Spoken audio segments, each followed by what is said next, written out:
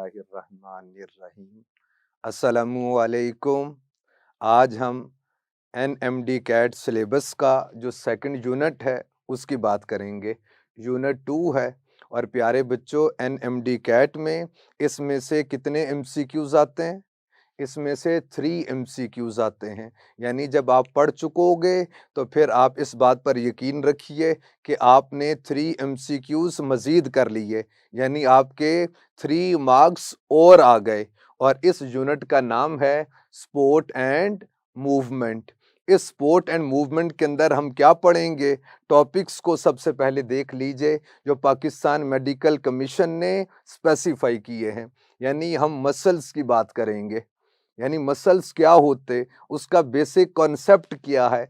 फिर types of muscles में हम लोग पढ़ेंगे स्केलेटल मसल्स को, कार्डिक मसल्स, और फिर आखिर में स्मूथ मसल्स की बात होगी और इनके बीच में जो कंपैरिजन है और डिफरेंट टाइप्स के जो एमसीक्यूज हैं फिर उन पर बात करेंगे। और फिर लास्ट में हम लोग पढ़ेंगे स्ट्रक्चर ऑफ मसल और इसके बीच में जो अल्ट्रा स्ट्रक्चर ऑफ मसल है हम इसकी बात करेंगे। तो आइए हम पहले टॉपिक की तरफ मूव करते हैं और फर्स्ट टॉपिक इसमें है मसल्स।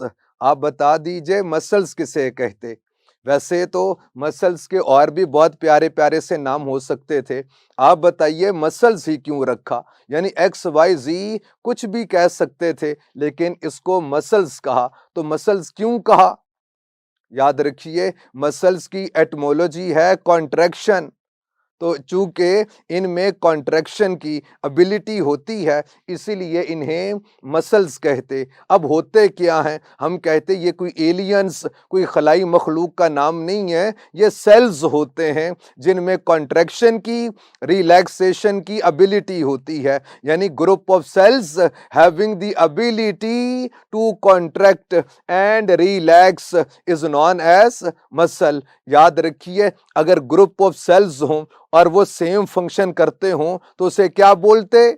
उसे टिश्यू कहते। तो हम कहते contractile tissue is known as muscles. प्यारे बच्चों आइए अब बात करें टाइप्स ऑफ मसल्स की। और टाइप्स ऑफ मसल्स में 3 टाइप्स के मसल्स हैं, स्केलेटल मसल्स, कार्डिक मसल्स और स्मूथ मसल्स। और प्यारे बच्चों स्टार्स एकेडमीज के स्टूडेंट्स जब भी कंपैरिजन करते हैं तो वो एक एक्स्ट्रा कॉलम की फॉर्मेशन करते हैं और उस एक्स्ट्रा कॉलम के अंदर लिखते हैं क्या? प्रॉपर्टीज या कैरेक्टरिस्टिक्स बोल दीजिए। तो मैंने यहां पर लिख दिया प्रॉपर्टीज। और किसकी?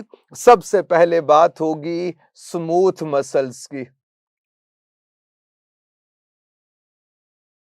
इसके बाद फिर जिक्र करेंगे किसका? हम कार्डिक मसल्स की बात करेंगे और लास्ट में बात होगी किसकी? स्केलेटल मसल्स की। अब इनके हवाले से हमने जो कंपैरिजन करना है तो मैं यहाँ पर लिख रहा हूँ आपके सामने, और उनकी जो करेक्टरिस्टिक्स हैं, प्रॉपर्टीज हैं, उनको याद करने की खातिर स्टूडेंट्स डिफरेंट निमोनिक्स बनाते हैं। यकीनन आपने भी कोई बनाया होगा। इसी तरह से आप बच्चों की आसानी की खातिर मैंने भी एक निमोनिक्स बनाया है। आप देखिए वो किस तरह से, यानी क्या है? ऐसे कि नई ए फेल, सस्सी वी, यानी एक बंदी है और उसका नाम क्या है? सस्सी है और वो फेल नहीं है, तो यानी क्या? नहीं है फेल, सस्सी वी, यानी वो भी फेल नहीं है। यानी इससे मुराद क्या है? इससे सारा टॉपिक आपको याद करने में आसानी हो जाएगी। यानी पहली बात करेंगे नंबर ऑफ न्यूक्लियस की बात करेंगे कि न्यूक्लियाई कितने होते हैं इसमें। फिर प्यारे बच्चों A4 अपीयरेंस कि ये किस तरह से मसल्स अपीयर होते हैं। फिर फंक्शंस की बात करेंगे, फंक्शंस के बाद फिर शेप की बात होगी और फिर हम बात करेंगे स्पीड ऑफ कॉन्ट्रैक्शन, कॉन्ट्रैक्शन और फिर इनको कंट्रोल कौन करता है? इन मसल्स की एक्टिविटी को। फिर इनमें से वॉलेंटरी फंक्शन किन के, इनके हवाले से देख लेंगे। नंबर ऑफ न्यूक्लियस के हवाले से बात की जाए तो ये जो स्मूथ मसल्स हैं इनमें ये मोनोन्यूक्लिएटेड होते हैं, यानी इनमें वन न्यूक्लियस होता है। फिर प्यारे बच्चों कार्डियक मसल्स के हवाले से बात की जाए तो इसके अंदर भी वन न्यूक्लियस होता है, मोनोन्यूक्लिएटेड होते हैं। लेकिन स्केलेटल मसल्स की बात की जाए तो ये मल्टी न्यूक्लिएटेड यानी मैनी न्यूक्लियाई होते हैं। अब अपीयरेंस के हवाले से बात की जाए तो स्मूथ को इसीलिए स्मूथ कहते कि ये स्मूथ होता है, यानी बोलिए तो क्या इसकी एक्सप्लेनेशन ये है कि ये अनस्ट्रिप्ड होता है, यानी इसके ऊपर आपको स्ट्रिप्स नहीं मिलेंगी, यानी वो लाइट और डार्क बैंड्स आपको नहीं मिलते हैं, इसीलिए तो स्मूथ है, इसीलिए बोलते कैसा अनस्ट्रिप्ड होता है। फिर कार्डिक मसल्स की बात कीजिए और स्केलेटल मसल्स, ये दोनों स्ट्रिप्ड मसल्स हैं, लेकिन फर्क क्या है? इसमें जो स्ट्रिप्स हैं वो इर्रेगुलर फैशन के अंदर हैं, इर्रेगुलर स्ट्रिप्ड होती हैं। और फिर प्यारे बच्चों बात करें किसकी? स्केलेटल मसल्स की, तो ये रेगुलर स्ट्रिप्ड होते हैं। अब इसमें ये क्या बात हुई? तो इसका मतलब ये है कि इसमें जो लाइट और डार्क बैंड्स मिलेंगे वो एक रेगुलर फैशन के अंदर होंगे, यानी इतना लाइट है, इतना डार्क, फिर लाइट, फिर डार्क। लेकिन कार्डिक मसल्स के अंदर कहीं पर डार्क ज्यादा है, लाइट कम है, लाइट ज्यादा है, डार्क कम है, तो इर्रेगुलर फैशन के ऊपर आपको लाइट और डार्क स्ट्रिप्स मिलेंगी। अब फंक्शंस के हवाले से बात कीजिए तो स्मूथ मसल्स का फंक्शन ये है कि movement of substances through hollow organs, movement of substances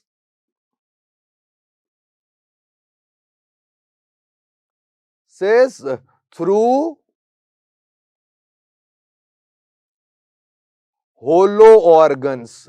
अब वो होलो ऑर्गन्स कौन है? वो प्यारे बच्चों आपके डाइजेस्टिव ट्रैक भी हो सकता है, वो ब्लड वेसल्स भी हो सकती हैं।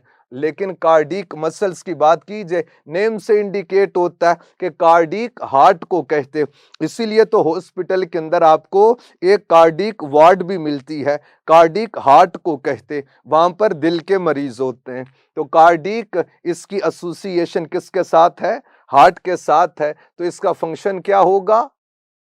फंक्शन है कि पंप्स ब्लड, ये ब्लड को पंप करता है। फिर स्केलेटल मसल की बात कीजिए तो नेम से इंडिकेट होते कि ऐसे मसल्स जिनकी एसोसिएशन स्केलेटन के साथ है, बोन्स के साथ है। तो प्यारे बच्चों movement of bones, movement of bones ये किसकी वजह से? ये स्केलेटल मसल्स के लिए। फिर प्यारे बच्चों अगर आप इनकी शेप के हवाले से बात करें तो हम कहते आफरी आफरी बेटे, यानी इनकी शेप है स्पिंडल शेप्ड। स्पिंडल आपको मालूम किसे बोलते? हम कहते कोई भी ऐसी शेप जो दोनों एंड से पॉइंटेड हो और सेंटर में से थिक हो, तो याद रखिए ऐसी शेप को क्या कहते? स्पिंडल शेप कहते। और कार्डिक की बात कीजिए तो ये कैसे हैं? हम कहते ये ब्रांच्ड होते। और फिर स्केलेटल मसल्स की बात कीजिए तो आपकी किताब ने इसको स्पिंडल फॉर्म के अंदर भी लिखा हुआ है और दूसरा सिलेंड्रिकल फॉर्म के अंदर भी। More appropriate is cylindrical in form. तो प्यारे बच्चों लेकिन किताब ने यहाँ पर भी स्पिंडल लिखा है तो यहाँ पर भी स्पिंडल लिखा है, तो हमने दोनों को मानना कि ये स्पिंडल शेप्ड भी होते हैं और सिलेंड्रिकल शेप के अंदर भी होते हैं। अब स्पीड ऑफ कॉन्ट्रैक्शन की बात करेंगे। स्मूथ मसल्स में स्पीड ऑफ कॉन्ट्रैक्शन स्लो है और फिर प्यारे बच्चों कार्डिक मसल्स की जो स्पीड ऑफ कॉन्ट्रैक्शन है वो मॉडरेट है, यानी ना तो बहुत ज्यादा हाई होती है स्पीड, ना बहुत ज्यादा लो है। लेकिन स्केलेटल मसल्स की हम कहते हैं ये स्लो टू फास्ट होती है, यानी स्लो भी हो सकती है, फास्ट भी हो सकती है। जैसे अगर आप फुटबॉल खेल रहे या कोई गैर इंसानी मखलूक आपके पीछे पड़ गई तो आप भाग रहे हैं, तो वो स्केलेटल मसल्स की वजह से, जो कि फास्ट फैशन के अंदर वर्क कर रहे, रैपिड फैशन के अंदर। और प्यारे बच्चों इसी तरह से अगर आपने नमाज पढ़ने के लिए जाना है तो ये हुक्म है कि आप आहिस्ता आहिस्ता नमाज पढ़ने के लिए जाएं, दौड़ने का हुक्म नहीं है। तो प्यारे बच्चों ये जो अब आप आहिस्ता आहिस्ता नमाज पढ़ने के लिए जा रहे तो अब आपके स्केलेटल मसल्स ये स्लोली कॉन्ट्रैक्ट करेंगे और स्लोली वर्किंग हो रही होगी इनकी। कंट्रोल के हवाले से बात कीजिए तो मैं ये जो आपकी पंजाब टेक्स्ट बुक है और फेडरल बुक है उन दोनों की जो कॉमन बात है अब मैं वो बताने वाला हूं। प्यारे बच्चों कंट्रोल के हवाले से बात कीजिए तो जो स्मूथ मसल्स को कंट्रोल करता है वो पता कौन है? हम बात करेंगे नर्वस सिस्टम की। नर्वस सिस्टम और जो कार्डिक मसल्स को जो कंट्रोल करता है वो क्या हम कहते हैं स्पोंटेनियस होता है। अब इसका मतलब क्या है? इसका मतलब ये है ये मायोजेनिक मसल्स होते, ये एमसीक्यू में पूछा गया लास्ट टाइम। मायो मसल को कहते, जेन जनरेटिंग को कहते कि मसल ही एक्शन पोटेंशियल को जनरेट कर रहा है। आपने हार्ट के साथ एसोसिएटेड साइनोएट्रियल नोड पढ़ा होगा, वो जो नोडल सेल्स हैं वो एक्शन पोटेंशियल जनरेटिंग सेल्स होते। और प्यारे बच्चों वो जो नोडल सेल्स हैं उनकी वजह से हार्ट पंप कर रहा होता है, उन नोडल सेल्स की वजह से पूरे हार्ट में एक्शन पोटेंशियल सप्लाई हो रहा होता है। जैसे अगर आप ऐसा कीजिए कि दिल को निकाल के बाहर रख दें तो वो काफी देर तक वो हार्ट बीट होती रहेगी। इसकी वजह यह है कि उसमें स्पॉन्टेनियस कॉन्ट्रैक्शन होती है, यानी ये मायोजेनिक सेल्स हैं। मायो मसल्स को कहते, जेनिक जनरेशन को बोलते। तो ये मसल्स ही क्या करेंगे? एक्शन पोटेंशियल को जनरेट करेंगे और फिर प्रोपागेट कर देंगे। स्केलेटल मसल्स की बात कीजिए तो इसके अंदर भी नर्वस कंट्रोल होता है, नर्वस सिस्टम के थ्रू कंट्रोल होता है। इसके बाद फिर वॉलेंटरी कंट्रोल के हवाले से बात कीजिए तो हम कहते हैं स्मूथ मसल्स वॉलेंटरी वर्क नहीं करते, इनवॉलेंटरी एक्शन होता है। फिर कार्डिक की बात कीजिए ये भी वॉलेंटरी कंट्रोल में नहीं आता है। फिर स्केलेटल मसल्स ये वाहिद मसल्स हैं जिनका क्या वॉलेंटरी कंट्रोल होता है, यानी आप कह दीजिए कि वॉलेंटरी एक्शन सिर्फ आपको स्केलेटल मसल्स के हवाले से मिलता है। और लास्ट ईयर में ये एमसीक्यू पूछा गया कि which of the following acts voluntarily, यानी इसमें आपकी विल, आपकी चाहत शामिल होती है, तो वो स्केलेटल मसल्स हैं। प्यारे बच्चों ये 3 टाइप्स के मसल्स आपके सामने लिख दिए और मैंने बता भी दिया। अब आइए हम इसी को एमसीक्यूज की फॉर्म के अंदर पढ़ लें। यानी मैं ऐसे कर रहा हूं, ये जो स्केलेटल मसल्स हैं इसके साथ मैं लिख रहा हूं अल्फा, कार्डिक मसल्स के साथ मैं लिख रहा हूं बीटा, स्मूथ मसल्स के साथ मैं लिख रहा हूं चार्ली। अब मैं एमसीक्यूज के थ्रू आपको पढ़ाने लगा, यानी मैं एमसीक्यूज पूछकर तो फिर आपको बता रहा हूं। मैंने बता तो दिया, अब मैंने देखना है कि आपने कितना अंडरस्टैंड कर लिया, आपको कितना याद हो चुका। तो प्यारे बच्चों मैं एमसीक्यूज के थ्रू अब टॉपिक पढ़ाने लगा हूं आपको। आप मुझे बता दीजिए ये अल्फा बीटा चार्ली 3 ऑप्शंस आपके सामने मौजूद हैं। आप बताइए कि which of the following is earliest form of muscle. तो प्यारे बच्चों आंसर इज स्मूथ मसल्स, यानी वो जो इवन इनवर्टिब्रेट्स के हवाले से बात कीजिए, अभी उनमें स्केलेटल मसल्स नहीं आए, कार्डिक मसल्स की फॉर्मेशन नहीं हुई, एवोल्यूशन नहीं हुई, लेकिन स्मूथ मसल्स होते हैं। तो हम कहते अर्लीस्ट फॉर्म ऑफ मसल्स वो कौन है, वो स्मूथ मसल्स हैं। फिर स्मूथ क्यों बोलते, यानी पूछ लिया कि which of the following is smooth, आप बोल दीजिए Charlie.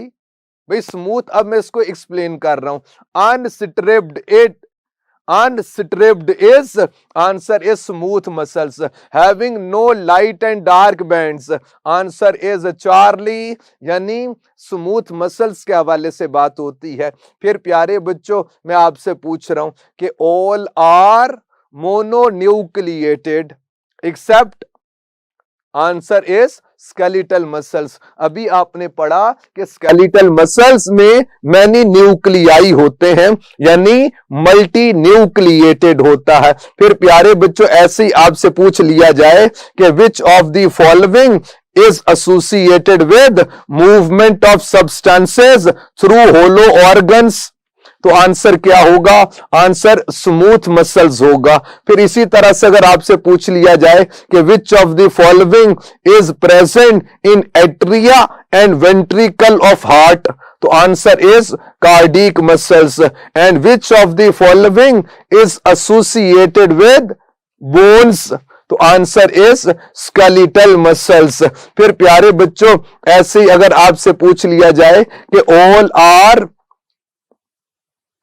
involuntarily controlled except, answer is skeletal muscles, which of the following works voluntarily, तो आंसर क्या होगा, स्केलेटल मसल्स। फिर ऐसे ही पूछेगा कि which of the following is under control of somatic nervous system, तो चूंकि somatic nervous system voluntary activities के साथ एसोसिएटेड, तो आंसर क्या हो जाएगा, स्केलेटल मसल्स के हवाले से बात करेंगे। बकिया का इनवॉलेंटरी एक्शन होता है। विच of the following is associated with heart, cardiac muscles. Which of the following pumps blood, answer is cardiac muscles. Blood pressure is because of cardiac muscles, and which of the following is branched, answer is cardiac muscles. Intercalated disc containing, याद रखिए intercalated की etymology inserted है, तो चूंकि एक disc inserted होती है sales के बीच में, उसे क्या बोलेंगे, इंटरकलेटेड डिस्क बोलते। बेसिकली ये लिंकेज होता है दो मसल्स के बीच में, तो प्यारे बच्चों उसके थ्रू यानी इंटरकलेटेड डिस्क के through propagation of nerve impulse होती है। तो प्यारे बच्चों ब्रांच्ड इज कार्डिक मसल्स, यानी बीटा की बात होती है। फिर आपसे पूछेगा blood pressure is because of cardiac muscles, और फिर movement of skeleton is because of skeletal muscles. आपसे पूछ लेगा विच of the following is cylindrical, answer is skeletal muscles. अब आपने फोकस करना है, आपने बताना कि which of the following is stripped, जी, यानी अल्फा भी आंसर होगा, बीटा भी आंसर होगा, लेकिन दोनों में फर्क क्या है, हैविंग इर्रेगुलर स्ट्राइएशंस, तो answer is cardiac muscles. And which of the following is regular striped, answer is skeletal muscles. और फिर प्यारे बच्चों bicep is an example of skeletal muscles, tricep is an example of skeletal muscles। फिर आपने diaphragm पढ़ा था, याद आता है आपको, तो आप बताइए क्या होता, ये स्केलेटल मस्कुलर शीट है। भाई स्केलेटल बोल दिया तो diaphragm is an example of skeletal muscles. याद रखिए डाया 2 को कहते, फ्राम फेंस को कहते, जंगले को, पार्टीशन को बोलते। तो it is a fence, it is a partition that divides the body into two. Upper part is known as thorax and lower part is known as abdomen. तो प्यारे बच्चों, स्केलेटल मसल्स की एग्जांपल है। Diaphragm is an example of skeletal muscles. फिर प्यारे बच्चों, ऐसे ही आपसे पूछेगा कि टंग, जबान, और ये हाईली ऑर्गेनाइज्ड और बहुत ज्यादा मस्कुलर, आपसे पूछेगा कि tongue is an example of, तो बता दीजिएगा स्केलेटल मसल्स। ये जबान आपके अपने इख्तियार में होती है। नबी पाक सल्लल्लाहु अलैहि वसल्लम ने फरमाया कि जब आप मजलिस में बैठे हों तो अपनी जबान पर कंट्रोल करना चाहिए। तो प्यारे बच्चों, हम लोग बोलते हैं कि tongue is an example of skeletal muscles. अब मैं आपसे पूछ रहा हूं कि pumping of heart is because of, answer is cardiac muscles. और फिर प्यारे बच्चों, आप बताइए, cardiac sphincter is an example of, answer is smooth muscles. बच्चे समझते हैं कि कार्डिक का वर्ड आ गया तो ये कार्डिक मसल्स होंगे। नहीं प्यारे बच्चों, ये बात नहीं है। आप बता दीजिए कि व्हाट इज कार्डिक स्फिंक्टर। आपको मालूम है स्फिंक्टर की एटमोलॉजी है टू होल्ड टाइटली। तो हम कहते हैं ये रिंग ऑफ मसल है जो एसोफेगस और स्टमक के बीच में होता है, उसे कार्डिक स्फिंक्टर कहते, नियर टू हार्ट कह लें। तो खवातीनों हजरात, हम बोलते हैं cardiac sphincter is an example of smooth muscles.